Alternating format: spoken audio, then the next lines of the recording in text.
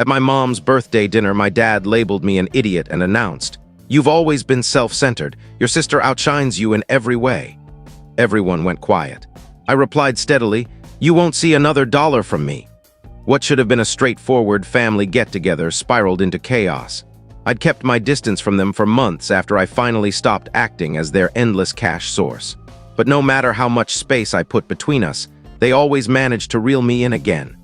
This occasion was disguised as honoring my mother's birthday.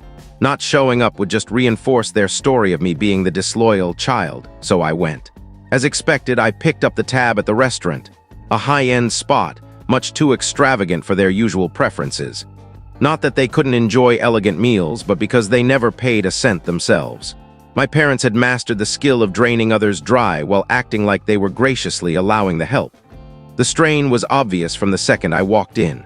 My sister offered a quick acknowledgement. My aunts and uncles gave courteous hellos. But my parents? My dad hardly looked my way from his glass, and my mom behaved as if my attendance was a gift she'd bestowed on me. The meal started, and for a bit it was bearable. I put up with the superficial chatter, the forced chuckles, and the empty banter.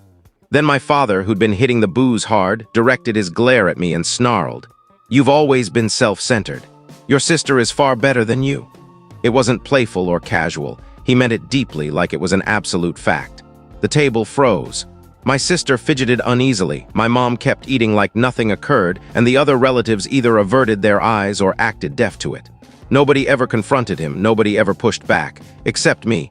I placed my utensil down, dabbed my lips, and met his stare. "You won't get any more money from me." That sparked a response. His expression contorted in rage, his teeth ground together, and for the first real moment that evening, he actually registered me. My mother at last paused her meal, my aunts shared looks, and the mood changed. Because the whole family understood the reality. My parents weren't interested in me, they were interested in my wallet. For years, I'd given them funds every time they fed me a pity tale about their hardships. But they weren't in hardship. They were blowing it on betting, on unnecessary splurges, on stuff I won't detail. I worked in high-end real estate, closing deals on premium homes in LA, dealing with elite clients. All the while, I'd channeled thousands to my parents, who handled my earnings like toy money, and I'd had enough. My dad's look grew stormier. My mother, seeing her standard approach of pretending problems didn't exist failing, ramped things up. She seized a soup tureen, poised to fling it my direction like in some low-budget soap opera. My aunt just managed to intervene, but that hardly calmed anything. My mom rose and yelled at me across the whole dining room, branding me thankless, insisting I was indebted to them for all they'd provided. Their meal. The meal that I had covered. Then she followed through anyway. She yanked the tureen free and launched it toward me. Scalding, thick broth splashed over my fresh suit, the one I'd gotten for a key appointment the following day.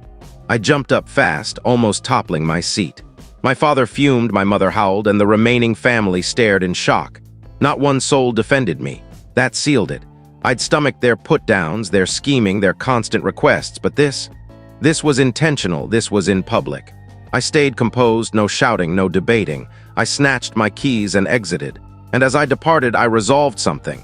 They'd seen me as an ATM for years, but they'd overlooked a key detail. The home they occupied. The vehicle they used, both belonged to me. If they insisted on treating me like I was worthless, I'd demonstrate what worthless truly meant. The morning after, I reclaimed everything. I hardly rested that night. My suit was destroyed. My phone kept vibrating with messages from kin pushing me to rise above it. I kept reliving the moment. My dad's arrogant smirk, my mom's performance, how only my grandfather had offered me any real sympathy. That's when it hit me. They'd never improve. By sunrise, I'd made up my mind. I brewed coffee and began phoning, first my property lawyer. The house was titled to me. My parents had never reviewed the documents. 2 occupied bragging to acquaintances about their fancy residence. I told my lawyer to put it on the market right away. Next, their vehicle also mine. I set up repossession. Then, just to cover bases, I reviewed their credit card records. I'd co-signed one long ago when they pleaded for help improving their score. Huge error. The expenses were insane. Gambling venues, posh resorts, buying binges. I claimed the card lost and shut it down. By midday, I was boarding a plane to Los Angeles for work. I had bigger priorities than awaiting their breakdown. But it came quickly. The initial call was my mother shrieking about the vanished car. I let it go to voicemail. The next was my father raging about how I destroyed their existence. Erased. Then my sister contacted me, begging for mercy. "They're freaking out," she said. "They have no place to stay." I sent one text back, "Not my issue." By my arrival, my lawyer had prospects lined up for the house. In that market, it had moved quickly. Then the true twist arrived. My grandfather phoned. Grandpa stayed out of family conflicts. He was traditional, quiet, the kind who only talked when it mattered. But now he had words. "Well done, son." I was floored. He revealed he'd cautioned my parents repeatedly to quit taking advantage of me. They ignored him. He said they had it coming, that perhaps bottoming out would force growth. Then he suggested hold off selling the house. "I've got a plan." I had no idea what he meant. But for the first time in ages, I felt supported. We met at a low-key cafe on the outskirts. Grandpa nursed his plain coffee, eyed me thoughtfully, and eventually said, "Your dad believes he's invincible. Time he discovers loss. Rather than selling outright, we'd let them sweat. Let them see the car missing, their credit locked, their cushion gone. After years of luxury funded by me, they'd taste real struggle. Then at their nadir, I wouldn't sell, I'd lease it. To strangers. What if they plead?" I questioned. Grandpa grinned, "Then we forced them to earn it." My parents had never earned much. They anticipated freebies. But if Grandpa could ensure real accountability, I was on board. I informed my lawyer, switched to rental listing. Full price, no breaks. 2 days on, the panic intensified. My father rang, questioning the rental ad for their home. My mother left sobbing messages. My sister flooded me with notes. "They're frantic. They have no options." The highlight? My dad inquired about borrowing funds for a deposit. I chuckled and responded, "You labeled me selfish. Handle it yourselves." When pleading didn't work, they appeared at my workplace. I was in a session when my assistant anxiously said, "Your parents are here. They won't budge." I stepped out to see my father seething, my mother acting wounded, and my sister lingering uneasily. "You believe you can just kick us out?"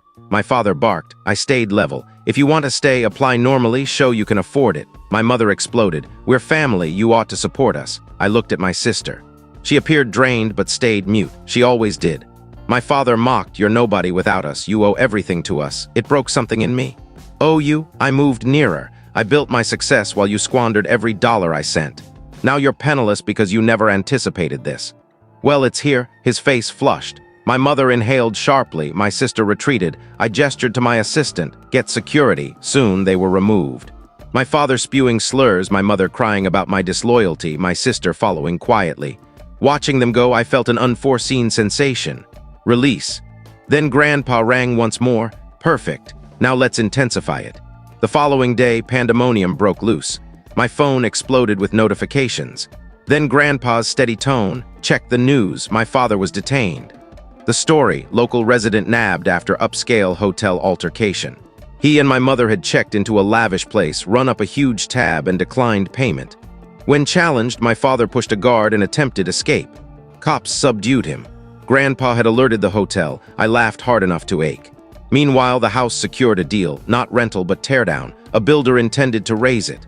My sister implored me to rethink. "They're sleeping in the car, not my concern," I replied. Days later, Grandpa called me to the cafe again. There opposite him sat my father, shattered, beaten. "I've lost it all," he whispered. Grandpa prodded him. "He needs to request something, a position," my father said softly. I nearly burst out laughing. "You want employment from me?" He nodded. "I have no alternatives." I examined him. The man who demeaned me, embarrassed me, allowed my mother to douse me in soup, now pleading with me as his final option. And I felt zero. I rose, dropped money for Grandpa's drink, and stated, "Choices lead to outcomes." "You showed me that." Then I left. For years, I'd allowed their exploitation, wishing for genuine affection. They never had it. They only wanted my resources. Now they possessed none. And me? I possessed it all. Liberty, serenity, and an existence free of their poison. For the first time, I rested deeply, secure in knowing the only one I had to focus on was myself. If you enjoyed this story and felt the emotions behind it, don't forget to give it a like, share it with others, and subscribe to the channel for more real-life experiences and heartfelt stories. Your support means the world, and it helps us bring more content like this to you. Thank you for watching, and I'll see you in the next video.